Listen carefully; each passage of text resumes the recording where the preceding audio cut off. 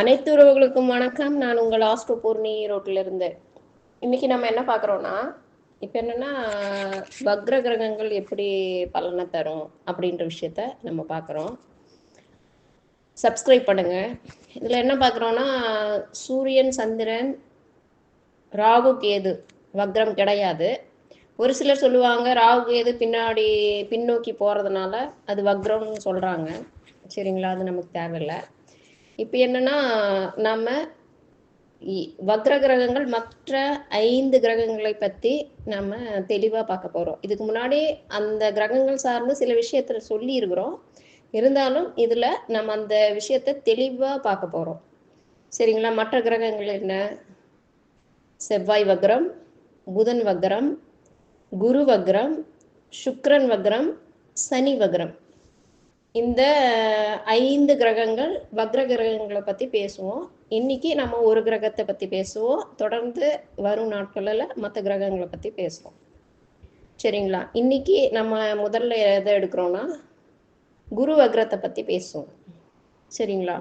இந்த குரு வக்ரம் அடையும் பொழுது அது என்ன செய்யும்னா, அந்த ஜாதகரை 11 வயசுலேருந்து 13 வயசுலையும், 23 வயசுலேருந்து 25 வயசுலையும், 35 வயசுலேருந்து 37 வயசுலையும், 47லேருந்து 49 வயசுலையும், அப்புறம் 59 வயசுலேருந்து 61 வயசுலையும், இந்த காலகட்டத்தில் இந்த ஜாதகருடைய வளர்ச்சியில் மாற்றம் தரும். அவங்க கேரக்டரில் சில சேஞ்சஸ் வரும். சரிங்களா. இதை நல்லா புரிஞ்சுக்கோங்க. அப்போ 11 வயசுலேருந்து 13 வயசு அப்படின்னு வரப்போ சின்ன குழந்தைங்களாம் இருப்பாங்க. அப்போ ஏதாவது கேரக்டர் சேஞ்ச் ஆனாலும் பேரண்ட்ஸ் அதை மாற்றக்கூடிய அமைப்பு இருக்குது.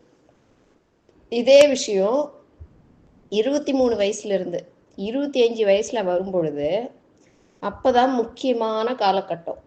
அந்த நேரத்தில் தான் நாம் நம்ம வாழ்க்கையில் எதை நோக்கி போகணும், ஒரு வேலை கிடைக்கும், அப்புறம் ஏதாவது காதல் வரும், பெண்களுக்கோ ஆண்களுக்கோ கல்யாணம் சார்ந்த நிகழ்வுகள் வரும். அந்த காலகட்டத்தில் நாம் தெளிவான முடிவு எடுக்கணும். அதில் என்ன விஷயம் நடக்கும்னா, ஒரு விஷயம் கேரக்டர் சேஞ்ச் ஆகும். ஒரு விஷயத்தில் அதில் ஒரு சிலருக்கு ரிலேஷன்ஷிப் உருவாகலாம். சரிங்களா. ஒரு விஷயம் வேலைக்கு கொண்டு போகும். அப்போ தான் உங்களை ஒரு நல்ல வேலைக்கு போகும். அப்படி இல்லைன்னா ஒரு பிஸ்னஸில் கொண்டு போகும். அதே மாதிரி அந்த 2வது 3வது அமைப்பு 35லேருந்து 37 அதுலேயும் நீங்கள் இருக்கிற இடத்துலேருந்து ஒரு நல்ல கேட்டகரிக்கு கொண்டு வரும். சரிங்களா. அந்த மாதிரி விஷயங்கள் நடக்கிறப்போ நீங்கள் அந்த காலகட்டத்தை நோட் பண்ணி வச்சுக்கணும். இப்போது நம்ம ஒரு சில விஷயத்த சொல்லுவோம், ஒரு சில ஜாதகத்தை சொல்கிறோம். இப்போது 2000 பிறந்தவங்க, சரிங்களா, ஒரு 9வது மாதத்துலேருந்து அப்புறம் 2001 ஜான்வரி வரைக்கும் எடுத்துக்கலாம். இதே மாதிரி 81 பிறந்தவங்களுக்கு கேடுங்க. அவங்க அந்த காலகட்டத்தில் வேலையில் நல்ல விஷயம் நடந்திருக்கும். இதே அந்த டைமில் கல்யாணம் பண்ணவங்களுக்கு கல்யாண வாழ்க்கையில் ஏதாவது பிரச்சனை உருவாயிருக்கும். இப்போது இது ஒரு ஜாதகத்தை வச்சு சொல்கிறேன். சரிங்களா. அப்போ தான் உங்களுக்கு தெளிவாக புரியும். 2000 டிசம்பர் மாதத்தில் ஒரு பொண்ணு பிறக்குது. இது மாதிரி நிறைய ஜாதகம் இருக்குது. இப்போ ஒரு ஜாதகத்தை மட்டும் நான் உங்களுக்கு சொல்கிறேன். சரிங்களா. அப்போ அந்த பொண்ணு 2 வருஷத்துக்கு முன்னாடி அவங்க அம்மா என்கிட்ட ஜாதகம் பார்க்க வராங்க. ஜாதகம் பார்க்க வர்றப்போ நான் சொல்கிறேன், கல்யாணம் பண்ணி வைக்கணும் அப்படின்றாங்க. அந்த பொண்ணு ஐடி ஃபீல்டில் வேலை பார்க்குது. சரிங்களா. நான் என்ன சொன்னேன், இப்போ இந்த பொண்ணுக்கு கல்யாணம் வேணாம், 26 வயசு இல்லாட்டினா 27 வயசில் கல்யாணம் பண்ணி வைங்க, அவசரப்பட்டு கல்யாணம் பண்ணி வைக்காதீங்க அப்படின்னு சொல்கிறேன். அவங்க சொன்னாங்க, ஆனால் அவங்க கொண்டு வந்த ஆண் ஜாதகம் இந்த பெண் ஜாதகத்துக்கும் பொருத்தம் இருக்குது. இருந்தாலும் இந்த பெண் ஜாதகத்துலேயும் பிரச்சனை இருக்கிறதுனால நான் சொல்கிறேன், வேணாங்க, இப்போ வேணாம். அவங்க உங்களுக்கு தெரிஞ்சவங்கன்னா 2 வருஷம் ஆகட்டும். அந்த பையனுக்கோ கல்யாண வாழ்க்கை வாழக்கூடிய அமைப்பு தான் இருக்குது. ஆனால் என்னென்னா லேட்டாக கல்யாணம் பண்ணணும். அந்த பையனுக்கு லேட்டாக கல்யாணம் பண்ணணும். அந்த பையன் 97. சரிங்களா. 97 அந்த பையனுக்கும் கல்யாணத்துக்கான யோகம் இருக்குது. அந்த பையனுக்கும் கொஞ்சம் லேட்டாக தான் கல்யாணம் பண்ணணும்.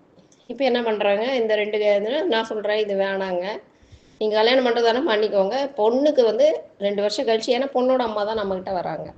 2 வருஷம் கழிச்சு போகட்டும், 26 27 இருக்கட்டும், பொண்ணு வேலை பார்க்குது, சம்பாதிக்குது, கொஞ்சம் சேவிங்ஸ் பண்ணி வச்சுக்கோங்க, நகை எல்லாம் வாங்குங்க அப்படின்னாங்க.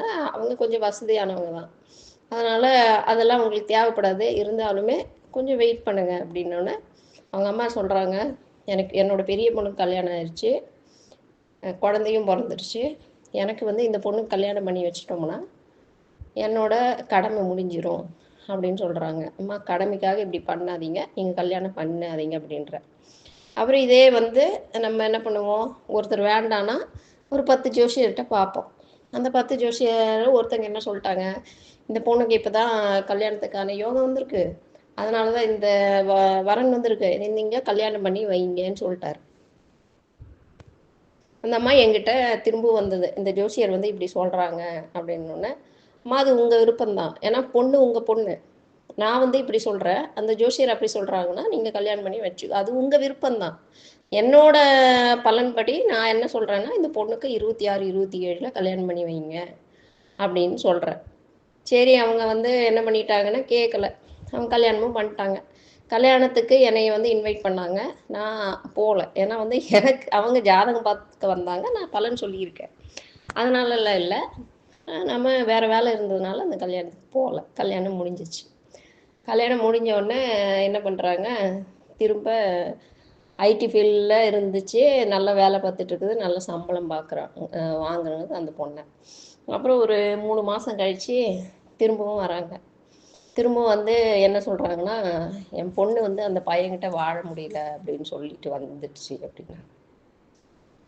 நான் சொன்னேன், சரி நீங்கள் எதுவுமே பேசாதீங்க, கொஞ்சம் பொறுமையாக போங்க, ஒரு 2 வருஷம் வரைக்கும் பொறுமையாக போங்க, அப்புறம் என்ன பண்ணலான்னு பார்க்கலாம் அப்படின்னு. ஏன்னா அந்த 2000மும் அந்த 81ல் வந்து குருவும் சனியும் வக்ரமாகி ரிஷபத்தில் இருக்கும் 2000ல் பிறந்தவங்களுக்கு. எப்போது அந்த 81ல் பிறந்தவங்களுக்கு குருவும் சனியும் வக்ரமாகி கன்னியில் இருக்கும். சரிங்களா, ஒன்றா குரு சனி வக்ரமாக இருக்கும், இல்லாட்டினா குரு வக்ரம் இல்லாமல் சனி மட்டும் வக்ரமாக இருக்கும். இந்த ஜாதகத்தை மட்டும் நீங்கள் குறிப்பிட்டே எடுத்துக்கோங்க, மற்ற ஜாதகத்தில் நான் சொல்லலை. இந்த மாதிரி ஜாதகம் 4 மாதத்துக்கு இருக்கும், 6 மாதத்துக்கு, இந்த 4 மாதத்துக்கு இருக்கும். இந்த ஜாதகத்தை மட்டும் எடுத்துக்கோங்க. ஒன்று வந்து ரிஷபராசியில் குரு சனி ரெண்டுமே வக்ரம் அடைஞ்சிருக்கும், கன்னியில் குரு சனி ரெண்டுமே வக்ரம் அடையிருக்கும். இன்னொரு அமைப்பு என்னென்னா, குரு வக்ரம் இல்லாமல் இருக்கும், சனி வக்ரம் அடைஞ்சிருக்கும். சரிங்களா, இந்த 2000ங்கிறது வந்து 9ஆவது மாதத்துலேருந்து 2001 ஜனவரி மாதம் வரைக்கும் அந்த ஜாதகம் உங்கள் கையில் இருந்தது அப்படின்ற பட்சத்தில் நீங்கள் எடுத்து பாருங்கள். அப்படியே வந்துச்சு. வந்ததுக்கப்புறம் நான் என்ன சொல்கிறேன், அம்மா 2 வருஷம் சரிங்களா, அந்த குரு ரிஷபத்துக்கு வர வரைக்கும் நீங்கள் எதுவுமே பேசாதீங்க அப்படின்னு சொல்கிறேன். அவங்க பையன் வீட்டில் ஏதோ ஒன்று சொன்னால் கூட நீங்கள் எதுவுமே பேசாதீங்க அப்படின்னு சொல்கிறேன். இல்லை, இது வந்து சரியாயிடும், கொஞ்சம் பொறுமையாக இருங்க அப்படின்ற. அப்படின்னோடனே என்ன பண்ணுறாங்கன்னா, சரின்னு போயிட்டாங்க. சரின்னு போனோடனே அப்புறம் அந்த பையனோட ஜாதகம் சரியில்லை. அந்த பையன் அப்புறம் விசாரிக்கிறப்போ அந்த பையன் சொன்னாங்க, நானும் சொல்லிட்டேன் ஏற்கனவே, அந்த பையனுக்கு வந்து வேற ஒரு பொண்ணுக்கிட்ட வாழ்ந்துட்டாப்புல அப்படின்னு சொல்கிறேன். இப்போ வாழ்ந்துட்டாப்புல, நீங்கள் வந்து என்னென்னா அந்த பையனுக்கு என்னென்னா 4 கிரகங்கள் 3 கிரகங்கள் சூரியன் சந்திரன் புதன் சிம்மத்தில் இருக்குது, அதில் புதன் வக்ரமாக இருக்குது. சரிங்களா, இந்த பிரச்சனைகள் 2வது கல்யாணன்ற பிரச்சனை இவங்க பரம்பரையாக தொடர்ந்து வந்துட்டுருக்குது. சரிங்களா, அதனால் அது முன்னாடியே பிடிச்சி தொடர்ந்து வந்துட்டுருக்குது. அதனால் அந்த பையனுக்கு அந்த பையன் எப்போ பிறந்திருக்கிறான்னா 97ல் பிறந்திருக்கிறான். சரிங்களா, அப்போது எல்லோரும் நல்ல ஜாதகம் பார்க்குறவங்களுக்கு தெரியும், 97ல் சூரியன் சிம்மத்தில் இருக்கிறது யாருன்னு. அந்த மாதிரி ஜாதகம் இருந்தால் எடுத்து பார்த்துக்கோங்க. சரிங்களா, இருக்குது. அப்புறம் நான் சொல்கிறேன், இந்த மாதிரிலாம் இருக்குது, அந்த அம்மாக்கிட்ட தெளிவாக எடுத்தே சொல்கிறேன், உங்களுக்கு ஜெனட்டிக்காக பிரச்சனைகள் வந்துட்டுருக்குது, நீங்கள் வேண்டாம், கொஞ்சம் 2 வருஷம் வெயிட் பண்ணுங்கள் அப்படின்னு சொல்கிறேன். இல்லை பண்ணணும் அப்படின்னு சொல்லிட்டு என்ன பண்ணிட்டாங்கன்னா, சரி பொறுமையாக இருக்கிறாங்க. நானும் சொல்கிறேன். ஆனால் 6 மாதம் பொறுத்துக்க மாட்டாங்க. ஏன்னா எனக்கு நல்லா தெரியும். ஏன்னா மக்களுக்கு தான் நம்ம ஒரு ஜோதிடர் பலன் சொன்னா அவங்கள மாறி மாறி போய் 10 பேர்கிட்ட போய் 10 விஷயத்த கேட்டுப்பாங்கல்ல. அதுல ஒரு சிலர் அவங்களுக்கு சாதகமா பேசுவாங்க. அத ஏத்துப்பாங்க. இது நாமளுமே அப்படித்தான். நம்ம ஒரு 10 கடைக்கு போனோம்னா, நமக்கு சாதகமா எந்த கடை பேசுதோ அந்த அவங்கள நம்ம நம்பிருவோம். சரிங்களா? அதனால நான் இப்ப என்ன சொல்ல வரேன்னா, இப்ப 81 அவங்க காலகட்டத்துல வாழ்க்கையில முடிஞ்சது. இப்ப இந்த இதுல பையனோ, பொண்ணோ கல்யாணம் பண்ணாம இருந்தாங்கன்னா, அவங்களுக்கு ஒ அவசர அவசரமா கல்யாணம் பண்ணாம, கொஞ்சம் லேட்டா பொண்ணுங்கன்னா 26, 27 வயசுக்கு மேலயும், 26 வயசுல பண்ணா கூட அந்த அளவுக்கு பிரச்சனை வராது. சரிங்களா? 26லேருந்து ஒரு 29 வயசு அப்படி பண்ணிக்கலாம். இதே பையனா இருந்தா கண்டிப்பா 29 வயசு வரைக்கும் கல்யாணம் பண்ணி வைக்காதீங்க. சரிங்களா? இதுதான் என்னோட கருத்து. இது நீங்க நான் கண்டிப்பா கேட்கணுமா? கேட்கலையான்னா அது உங்க விருப்பம் தான். சரிங்களா? எனக்கு கிடைச்ச அனுபவத்த இந்த மாரி நெறைய ஜாதகம் பார்த்துருக்கிறேன். இந்த இந்த ஜாதகத்த நம்ம சொல்லியிருக்கிறேன். இல்ல நீங்க ஜாதக டேட் ஆஃப் பர்த் சொல்லுங்க அப்படின்னு ஒரு சிலர் கேட்டீங்கன்னா, 4 மாசமே பார்த்துக்கலாம் நீங்க. சரிங்களா? 4 மாசம் 9வது மாசத்துலேருந்து அந்த ஜாதகத்தை எல்லாம் கலெக்ட் பண்ணி பாருங்க. செக் பண்ணுங்க. உங்க கருத்த கமெண்ட்ல சொல்லுங்க. சரிங்களா? இந்த பதிவை கேட்கும் அனைத்து நல்லுள்ளங்களுக்கும் நன்றி கூறி விடைபெறுகிறேன். நன்றி, வணக்கம். வாழ்க வளமுடன் மற்றும் நலமுடன்.